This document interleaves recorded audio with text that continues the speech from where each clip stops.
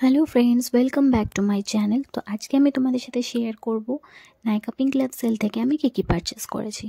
তো ফার্স্টেই লরিয়েল প্যারিসের গ্লাইকোলিক ব্রাইট সিরামটা, দেন লরিয়েল প্যারিসের glycolic bright day cream, and এর সাথে একটা ক্লিনজিং ফোম। এই তিনটে জিনিস আমি কম্বো অফারে পেয়ে গেছি, যেটার দাম মোটামুটি 1200-র কাছাকাছি ছিল।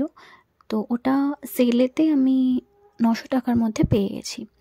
দেন লরিয়েলের এই কনসিলারটা, এটা আমি এখনও ইউজ করিনি, বাট অবভিয়াসলি ইউজ করে তোমাদের সাথে শেয়ার করব।